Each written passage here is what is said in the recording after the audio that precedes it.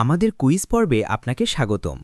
আজকের পর্বে ভূগোল, সাহিত্য, ভাষা এবং ইতিহাস থেকে প্রশ্ন থাকছে। আপনি প্রস্তুত? ধন্যবাদ। হ্যাঁ, আমি প্রস্তুত।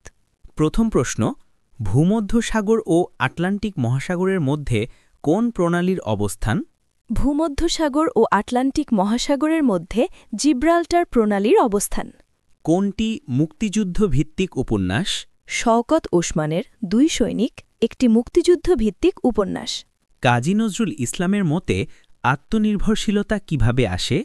কাজী নজরুল ইসলামের মতে আত্মাকে চেনার মাধ্যমেই আত্মনির্ভরশীলতা আসে। বাংলা ভাষায় সবচেয়ে বেশি শব্দ এসেছে কোন ভাষা থেকে? বাংলা ভাষায় সবচেয়ে বেশি বিদেশি শব্দ এসেছে ফার্সি থেকে। কফি উৎপাদনের শীর্ষ দেশ কোনটি? কফি উৎপাদনের শীর্ষ দেশ হল ব্রাজিল।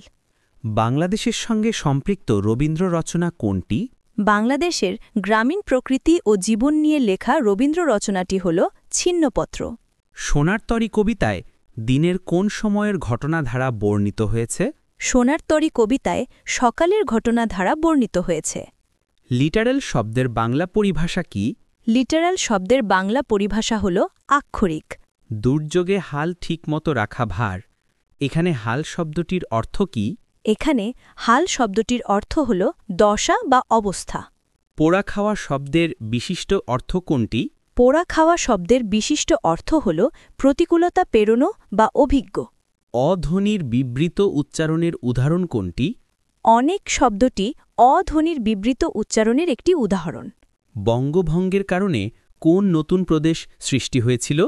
বঙ্গভঙ্গের অর্থাৎ ১৯০৫-এর কারণে পূর্ববঙ্গ ও আসাম নামে একটি নতুন প্রদেশ সৃষ্টি হয়েছিল।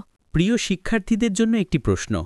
পদ্মা নদীর মাঝি উপন্যাসের রচয়িতাকে? সঠিক উত্তর কমেন্টস করুন। এমন অসংখ্য ভিডিও পেতে আমাদের ইউটিউব চ্যানেল ফলো করতে পারেন। ধন্যবাদ।